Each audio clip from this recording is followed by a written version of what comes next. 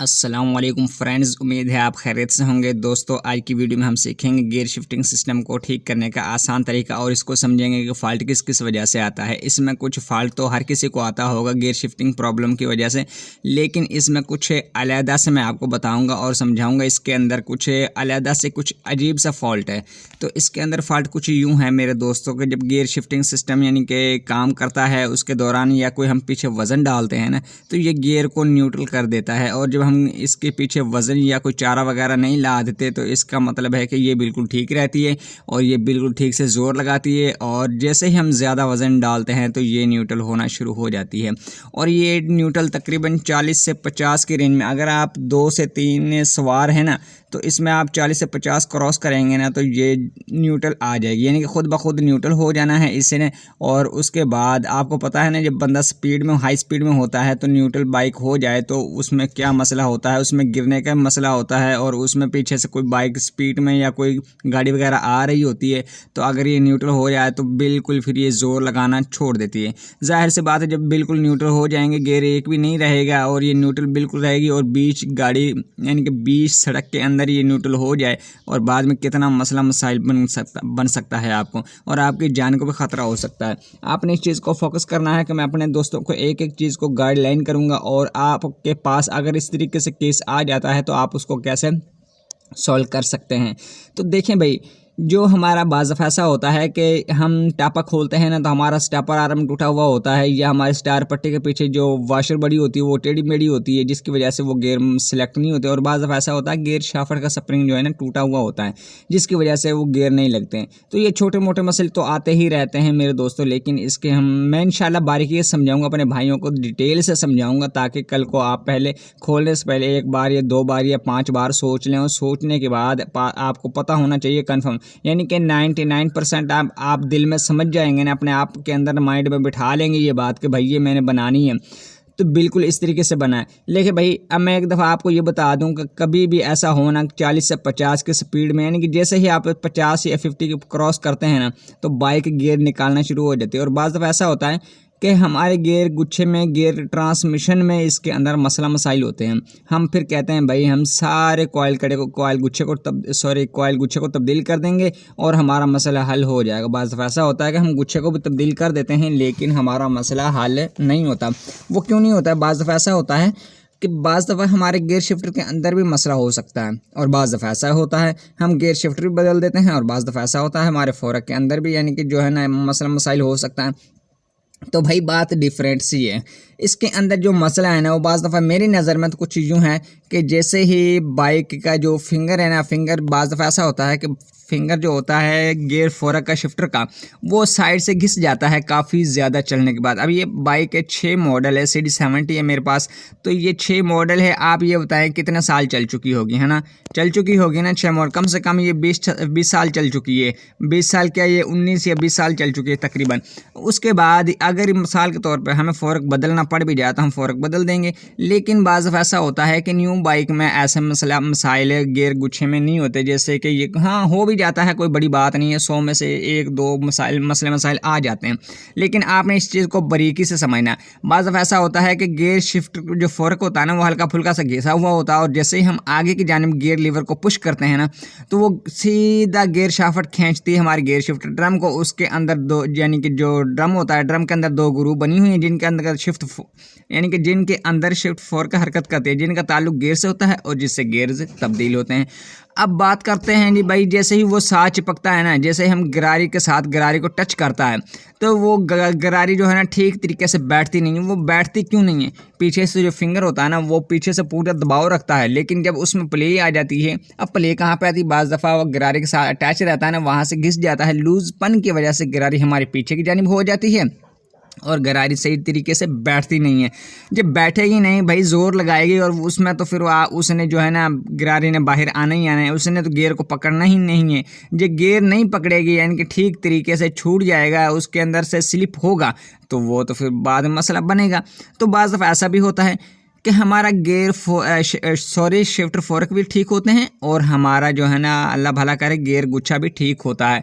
उसके अंदर मसला क्या होता है? बाज़ दफ़ा ऐसा होता है जो हमारा गियर शिफ्टर है ना उसके अंदर 2 ग्रू लाइन बनी होती है, हम इनकी चीज़ को फोकस नहीं करते। बाज़ दफ़ा ऐसा होता है उसके अंदर ड्रम जब घूमता है ना, फोर्क के जो पीछे की जानिब 2 डॉट होते हैं जिनकी मदद से हमारे फोर्क ऊपर नीचे होते हैं, और फोर्क की मदद की वजह से हमारे जो गियर है, गिरारियाँ हैं ना, वो ऊपर नीचे होती रहती हैं, सेलेक्ट करती रहती हैं। यानी कि जो स्लाइड गियर है ना वो ऊपर नीचे होता रहता है, जिसकी वजह से हमें बिल्कुल गियर तब्दील करने में मदद देता है। बाज़ दफ़ा वो ग्रू, वो लाइन वगैरह आप उनको देखते नहीं हैं, और पीछे से यानी कि जो क्लिप होता है उसको उतार के, पिन को उतार के फोर्क को बाहर निकाल के उसकी आपने लाइन को चेक करना होता है।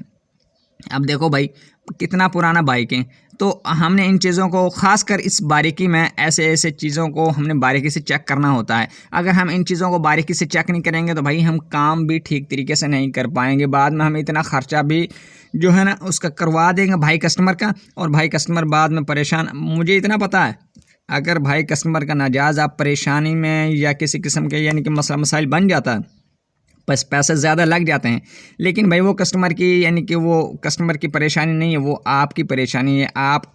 आपने सोचना है कि भाई इसके पैसे हमने बचाने हैं और इसका कम खर्चा करना है। हमने जस्ट फॉल्ट को, भाई फॉल्ट को पकड़ने में ही मज़ा आता है। मिसाल के तौर पर हम फॉल्ट को नहीं ना पकड़ेंगे, हम कहते हैं भाई अब देखो आप हर चीज़ तब्दील कर देते हैं, फॉल्ट तो निकल जाएगा, एक आपके पास नहीं निकलेगा, कोई और भाई मैकेनिक निकाल देगा। लेकिन मैं ये कहना चाहता हूँ अपने भाइयों से, आप एक दफ़ा खुद करके तो देखें ट्राई। यकीन माने अगर आपसे एक दफ़ा हल नहीं ना होगा, आप दूसरी दफ़ा हल कर पाएंगे। अगर दूसरी दफ़ा हल नहीं ना होगा, यकीन माने आप तीसरी दफ़ा हल कर पा लेंगे, उस पर काबू पा लेंगे, आपको परेशानी नहीं बनेगी। लेकिन मैं ये दावे से कहता हूँ इंशाल्लाह इंशाल्लाह इंशाल्लाह कि अगर आप एक फ़ॉल्ट को दिल से करेंगे ना, दूसरा फ़ॉल्ट खुद ब खुद समझ में आ जाता है भाईजान। इसमें कोई इतनी बड़ी वो चीज़ नहीं है जो समझ, हाँ ये बारीकी चीज़ होती हैं, जो न्यू भाई होते हैं उनके लिए परेशानी का सामना करना पड़ता है। हो सकता है मेरे से अच्छा काम करते हों, लेकिन आपने इस चीज़ को बिल्कुल बारीकी से समझना है। अब देखें भाई, अब वो गियर स्लाइड जैसे ही ऊपर की जानिब जाता है वो घिसा हुआ होता है हल्का फुल्का, या तो फोर्क में मसला होगा या हमारे गियर शिफ्टर में। अगर गियर शिफ्टर में मसला है तो भाई उसके अलाइन को आपने चेक करना है, उसके अंदर कहीं ना कहीं से जो है ना हमारा गियर शिफ्टर का जो फोर्क होता है ना, यानी कि जो गियर शिफ्टर होता है, जो ड्रम होता है वहाँ से कटा हुआ होता है, जिसके अंदर वो हमारा जो शिफ्ट फोर्क हरकत करते हैं उनके अंदर लूजपन होता है, और वो जैसे ही लूजपन होता है तो वो पीछे की जानिब हट जाता है और सही तरीके से। अब ये भाई दूसरा, पहला, दूसरा, तीसरा, इन गियरों को कुछ भी नहीं होता, चाहे जितना मर्जी आप जोर लगा लें, जितना मर्जी लगा लें आप जोर, यानी कि मिसाल के तौर पर 40 की स्पीड पे चले जाएं, 50 की स्पीड पे चले जाए, 60 की स्पीड पे चले जाए, 80 की स्पीड पे चले जाए, कोई मसाइल नहीं। लेकिन मैंने ये साइड से खोला एक दफ़ा, उसके बाद अब देखो मैं पूरे इंजन को नहीं खोलूँगा। बाज़ दफ़ा ऐसा होता है कि हम पूरे इंजन को खोल देते हैं तो इसी बेस पे, तजर्बे की बेस पे ही खोल देते हैं, लेकिन बाज़ दफ़ा फिर भी कुछ ऐसी चीज़ें होती हैं कि हमने अपने तजर्बे के बेस पे हमने काम करना होता है। लेकिन फिर भी मैंने इस साइड से खोलना शुरू किया, हो सकता है इसके अंदर से कोई फॉल्ट आ जाए। ये मैं वो बातें बता रहा हूँ अपने दोस्तों को, कल को काम आएंगे, आपकी यकीन माने याद करेंगे अपने भाई को। तो अब देखें भाई, ये जो स्टॉपर आ रहा है मैंने यहाँ से, ये हल्का फुल्का सा टेढ़ा हुआ है। अब बात आती है चौथे गियर को ही क्यों भाई मसला बनता है। ऐसा भी होता है ना मेरे दोस्तों, अगर मसला हो तो भाई साहब गियर को बने, एक को भी बने, दूसरे को भी बने, तीसरे को बने और चौथे को बने। अब मसला एक गियर में है, लेकिन यहाँ पर स्टॉपर आर्म टेढ़ा है।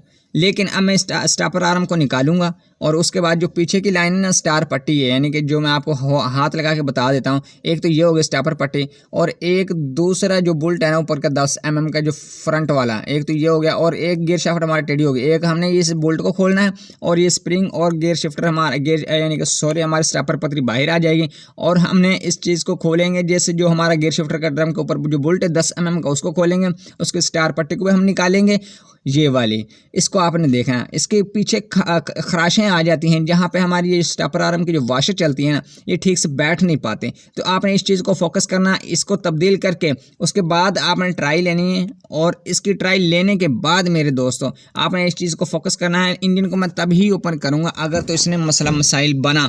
लेकिन अब ये बात आती है चौथे ही गियर में क्यों है भाई। चौथे गियर में बाज़ ऐसा होता है कि जो स्टॉपर आर्म यहाँ से टेढ़ा हुआ है ना, यहाँ से ये बिल्कुल नीचे उतर जाता है, और जैसे ही पीछे की जानिब करते हैं या आगे की जानिब दबा के रखते हैं, वो दोबारा से फिर से लगना शुरू हो जाते हैं। अब आप कहेंगे भाई ये लगना शुरू हो जाते हैं तो पहला गियर क्यों नहीं लगता। भाई ऐसा होता है बाज़ दफ़ा, देखो ना, जैसे ही ये शिफ्टर से यहाँ से उतरेगा ना नीचे की जानिब, तो ये नीचे जो हमारा गियर शिफ्टर उतरेगा ना, तो ये पहले गियर में आ जाएगा। जब पहले गियर में आ जाएगा तो बाद में फिर हमें परेशानी, ऐसा लगता है जैसे हमारे गियर ट्रांसमिशन में मसला हो। लेकिन फिर भी अगर कोई मसला हुआ तो मैं आपको ज़रूर बताऊंगा इसको तब्दील करके। और शाफ्ट हमारी काफ़ी ज़्यादा घिस चुकी है, शाफ्ट को भी हम चेंज करेंगे। लेकिन शाफ्ट को हम चेंज नहीं करेंगे, एक दफ़ा हमने स्टॉपर आर्म को चेक करना और इसको फिटिंग करना है न्यू। और उसके बाद हमने जो बैक वाली जो है वाशर बड़ी वाली, इसको हमने बिल्कुल न्यू लगाना है। तो लगाने के बाद दोस्तों इसको मैं चेक करूंगा, उसके बाद मैं देखूंगा अगर ये बिल्कुल ओके हुआ तो मेरे भाई इसमें यह है